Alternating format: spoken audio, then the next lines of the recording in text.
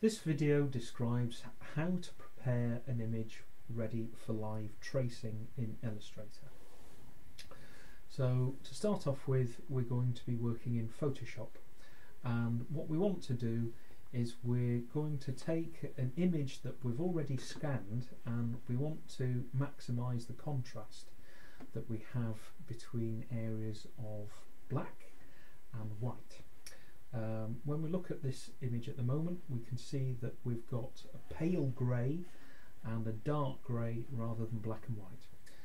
So what we're going to do is we're going to go over to Image, Adjustments, Levels, and here we can see a histogram.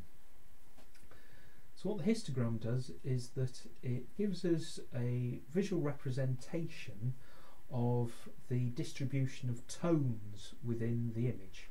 So for instance, we can see that we've got a large area of pale grey and a smaller area of dark grey.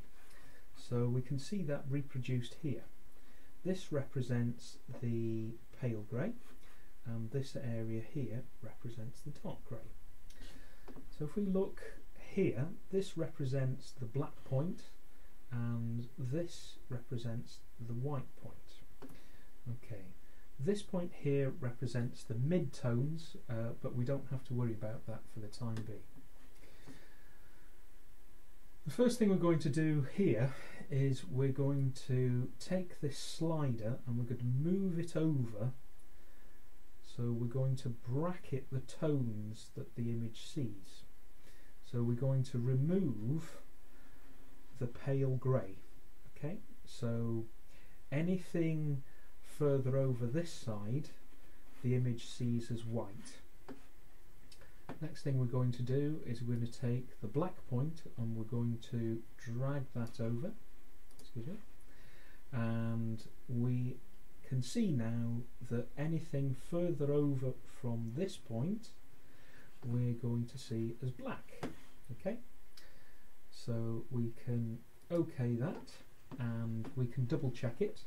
We can go Image, Adjustments, Levels again, and here we can see that we either have an area that is white or we have an area that is black, and we don't have any midtones.